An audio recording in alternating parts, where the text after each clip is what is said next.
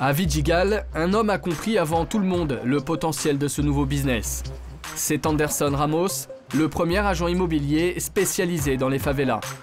Depuis la pacification, le quartier est pris d'assaut par les investisseurs. Et les anciens pauvres deviennent de nouveaux riches. J'ai un ami ici en haut, Josué, qui a acheté une petite maison 2000 €. À l'époque, il a fait un prêt et je viens de la revendre pour 100 000 €. Il a pris son argent et il est reparti riche dans sa région d'origine. Ici, on s'est couché avec une maison qui valait 5 000 € et on s'est levé avec une maison qui en vaut 100 000 aujourd'hui. Cela a permis à beaucoup de réaliser leurs rêves. Pour Anderson, les affaires marchent. Même les stars de la télévision brésilienne s'y mettent. Il y a un mois, il a vendu cette maison à un présentateur de la chaîne Globo qui l'a entièrement retapée. Fini les murs décrépits et les tuyaux apparents, aujourd'hui c'est carrelage et double vitrage. Des standards habituellement appliqués aux maisons des quartiers chics. Regardez la vue du salon.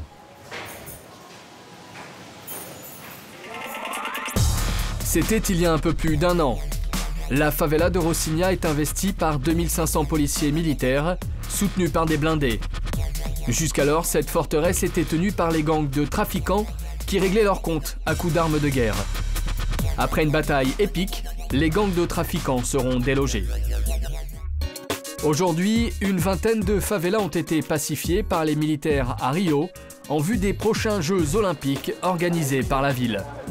Un an après la pacification, les trafiquants en armes ont laissé place aux touristes du monde entier qui se pressent pour voir à quoi ressemble la vie dans une vraie favela.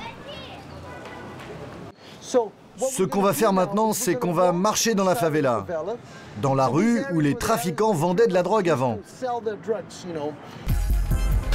Leur guide, c'est Marcelo. Il parle 4 langues.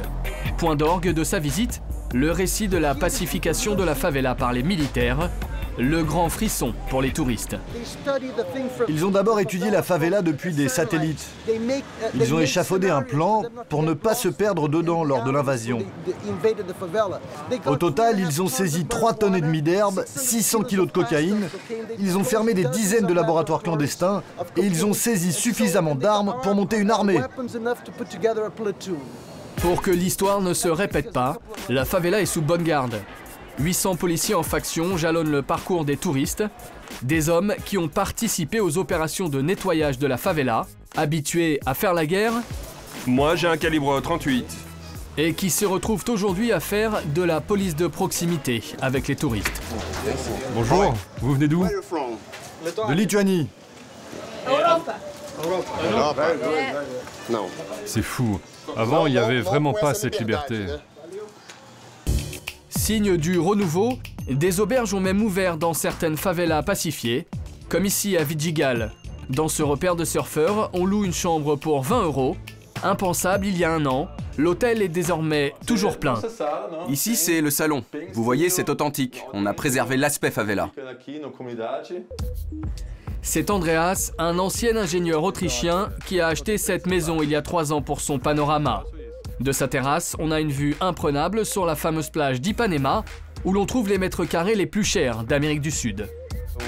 C'est de plus en plus compliqué de trouver de bonnes affaires à Rio. Les prix sont très hauts et juste en face, par exemple à Ipanema et Leblon, le marché est devenu irréel. Ici, ce n'est pas encore le cas, mais bien sûr, il y a un risque que les prix montent. Celui qui m'a vendu cet hôtel 7 000 € m'a demandé si je voulais revendre. Je lui ai dit, je réfléchis à partir de 400 000 €, sinon, ça ne m'intéresse pas.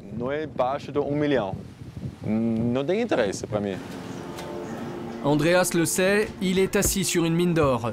En 3 ans, les prix de l'immobilier ont augmenté de 165% à Rio. Une inflation qui n'est pas encore montée jusque dans les collines de Vidigal. Alors, de nouveaux investisseurs font leur apparition et choisissent de cibler les touristes plus fortunés qui visitent la favela. Elio Penegrino est architecte. Ses hôtels et ses demeures luxueuses l'ont fait connaître partout au Brésil. Il y a quelques mois, il a acheté une maison dans la favela et a décidé d'en faire un hôtel de luxe. Je vais racheter ces 3 baraques, tout casser et faire ici une grande terrasse pour apprécier la vue. Ici, je vais faire construire un petit lagon d'où on pourra voir la mer. Je voudrais que toutes ces maisons fassent partie de l'hôtel. J'y vais doucement. Mais à long terme, je voudrais faire une piscine et un sauna là-bas. Elio Pellegrino a acheté cette maison de 300 mètres carrés pour 15 000 €, une bouchée de pain. Dans 3 mois, les travaux seront finis. La chambre sera louée 100 € la nuit en saison basse. Bien loin du pouvoir d'achat des habitants du coin. Mais pas d'importance pour Elio. Lui vise le mélange des populations. Tu ne peux pas comprendre l'importance d'un étranger ici. Tout sert comme modèle. Son attitude, son comportement. On apprend beaucoup avec ça. Moi, j'ai acheté ici car je pense qu'il faut recoudre la ville et faire de ces espaces marginalisés un tout. Parce que ce sont ces endroits-là qui sont l'ADN du Brésil. À Vidigal, un homme a compris avant tout le monde le potentiel de ce nouveau business. C'est Anderson Ramos, le premier agent immobilier spécialisé dans les favelas. Depuis la pacification, le quartier est pris d'assaut par les investisseurs. Et les anciens pauvres deviennent de nouveaux riches. J'ai un ami ici en haut, Josué, qui a acheté une petite maison 2 000 €. À l'époque, il a fait un prêt et je viens de la revendre pour 100 000 €. Il a pris son argent et il est reparti riche dans sa région d'origine. Ici, on s'est couché avec une maison qui valait 5 000 € et on s'est levé avec une maison qui en vaut 100 000 aujourd'hui. Cela a permis à beaucoup de réaliser leurs rêves. Pour Anderson, les affaires marchent. Même les stars de la télévision brésilienne s'y mettent.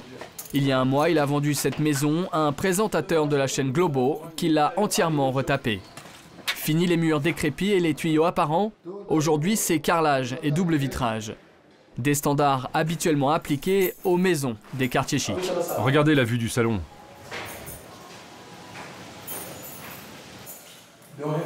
Les ouvriers ont vraiment bien travaillé. Oui, on a tout refait ici.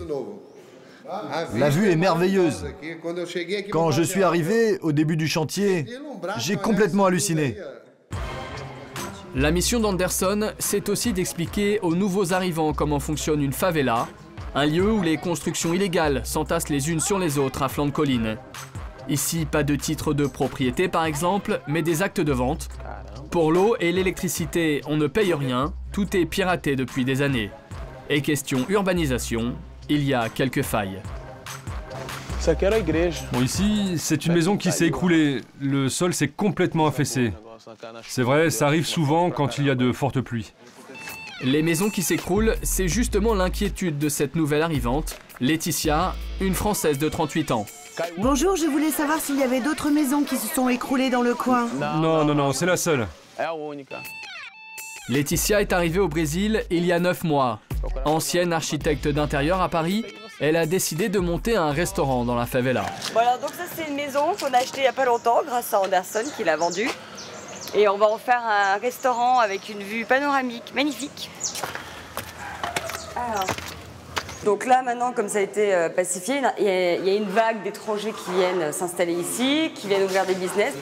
Alors j'ai acheté cette maison qui doit faire 250 mètres carrés à peu près. Je l'ai achetée 200 000 réals, donc 85 000 €. 85 000 €. Et puis j'ai acheté une autre petite maison que j'ai entièrement rénovée, qui elle, je l'ai achetée 20 000 €. Sur les 900 favelas à Rio, la mairie prévoit d'en pacifier une quarantaine avant les Jeux Olympiques de 2016. Des favelas souvent proches des quartiers touristiques pour qui l'avenir semble meilleur. Pour celles qui ne sont pas touchées par la grâce, rien ne change, aucun touriste en vue pour le moment.